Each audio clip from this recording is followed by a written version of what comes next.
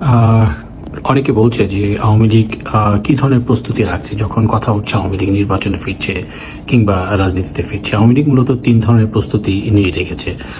প্রথমত, আওয়ামী লীগ এখনো বিশ্বাস করে আন্তর্জাতিক যে চাপ আছে অন্তর্ভুক্তিমূলক নির্বাচনের ব্যাপারে, তা মূলত 20শে জানুয়ারির আগেই তা স্পষ্ট হবে এবং সেই অনুযায়ী বর্তমান অন্তর্বর্তী সরকার প্রধান ডক্টর মোহাম্মদ ইউনূস নির্বাচনটি পিছিয়ে দেবেন মূলত আন্তর্জাতিক চাপের কাছে এক ধরনের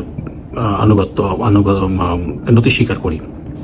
আর দ্বিতীয় যেটি আওয়ামী লীগ ভাবছে যে যদি কোনো কারণে মূলত আন্তর্জাতিক যে চাপ রয়েছে অন্তর্ভুক্তিমূলক নির্বাচনের ব্যাপারে যদি তিনি তা উপেক্ষা করে এগোতে চান, তাহলে সেক্ষেত্রে আওয়ামী লীগও গত 1 মাস ধরে বিভিন্ন জেলা পর্যায়ে সাংগঠনিক অনুযায়ী নেতাদের সাথে কথা বলেছেন।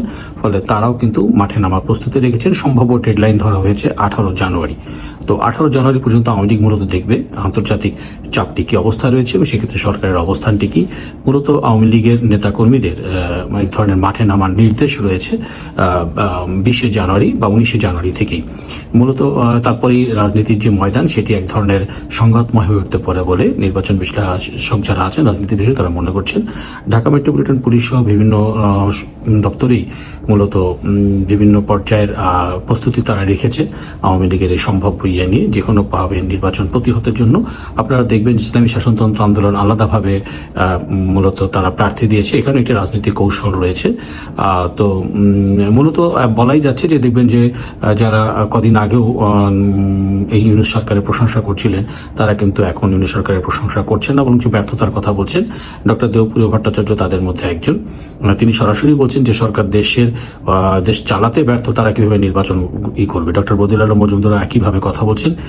টিআইবির আমরা দেখেছি ডক্টর ইফতেখারুজ্জামান তিনিও একই সুরে কথা বলছেন। মূলত এই তিনটে জায়গায় কিন্তু একটা আন্তর্জাতিকের অঙ্গনের প্রতিনিধিত্ব করে। ফলে তারা তাদের নিজের কথার পাশাপাশি মূলত সেই সমস্ত প্রতিনিধিত্বমূলক জায়গা থেকে কথাগুলো বলে থাকে। তো আওয়ামী লীগ আসলে তিন ধরনের প্রস্তুতির কথাটা যেটা বললাম, আওয়ামী লীগের নির্বাচনী প্রস্তুতিও কিন্তু রয়েছে। এটি কিন্তু তারা আমরা জানি যে 200-রও অধিক যারা পুরনো নেতা যারা ছিলেন বিভিন্ন জেলায় তাদের নেতাদের সে সমস্ত জায়গা থেকে তাদেরকে বাদ দিয়ে নতুন নেতৃত্ব আনার বিষয়টিও রেখেছে। যদি নির্বাচন অন্তর্ভুক্তিমূলক হয় সেক্ষেত্রে প্রার্থী বাছাই আওয়ামী লীগের খুব একটা সময় নিবে না।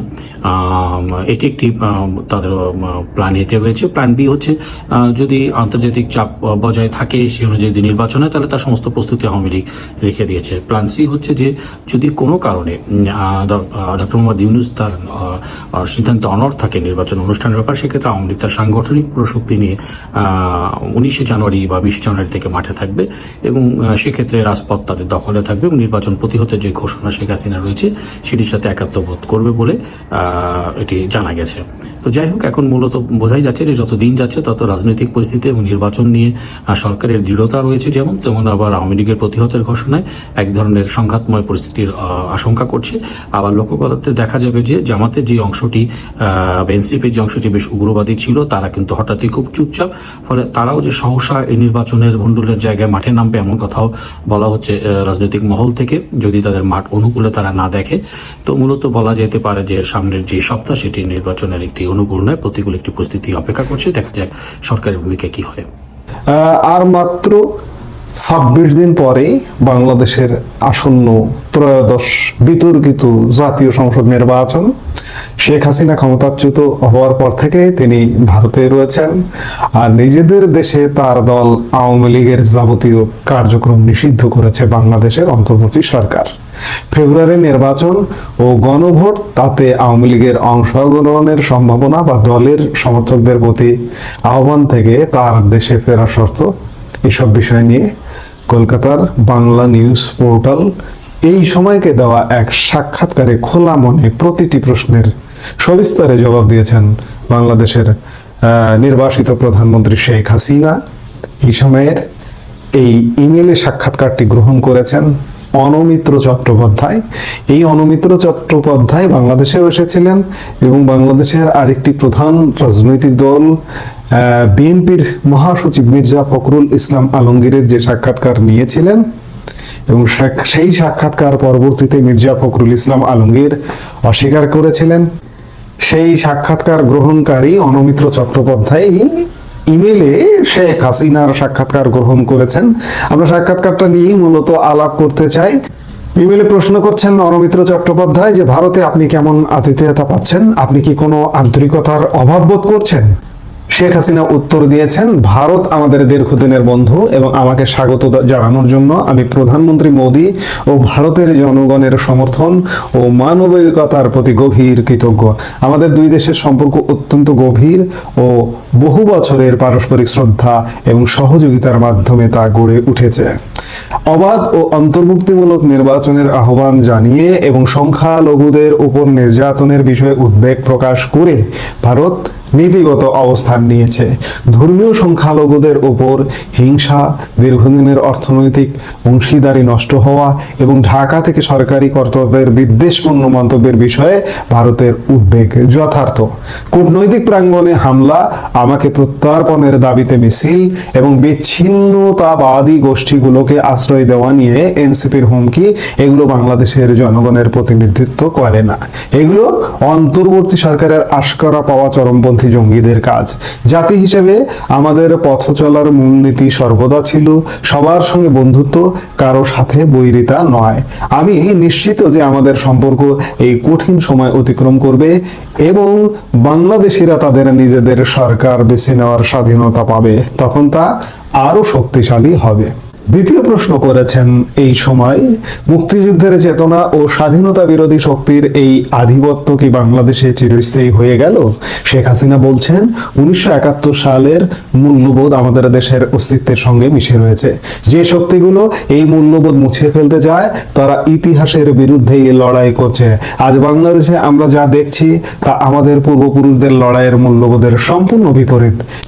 গণতন্ত্র ক্ষয় করা হয়েছে, রাজনৈতিক দল নিষিদ্ধ করা হয়েছে এবং নির্বিচারে গ্রেপ্তার নিত্যদিনের ঘটনা হয়ে দাঁড়িয়েছে। নারী সমাজকে জনজীবন থেকে সরিয়ে দেওয়া হয়েছে। ধর্মীয় সংখ্যালঘুরা প্রতিদিন হিংসার শিকার হচ্ছেন এবং তথাকথিত ধর্ম অবমাননার অভিযোগ তুলে নির্মমভাবে পিটিয়ে খুন করা হচ্ছে, যেমন আমরা দীপুচন্দ্র দাসের নৃশংস হত্যাকাণ্ডের ক্ষেত্রে দেখেছি।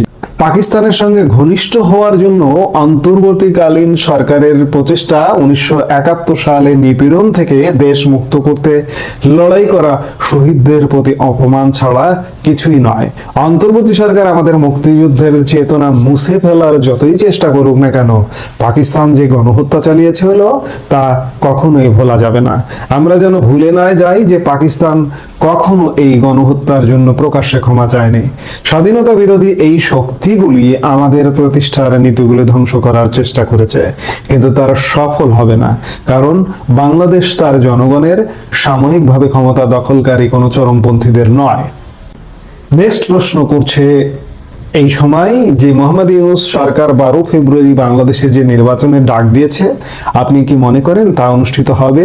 পরিস্থিতির হঠাৎ কোনো পরিবর্তনে আওয়ামী লীগের তাতে অংশগ্রহণের কোনো আশা রয়েছে কি?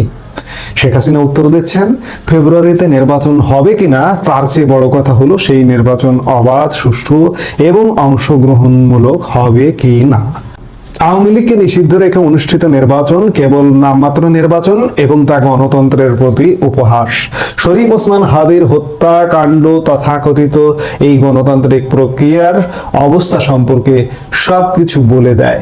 ঢাকা 8 আসনে বিএনপি, জামাত এবং এনসিপি প্রার্থীদের মধ্যে নির্বাচনী বিরোধের জেরে সে খুন হয়েছে।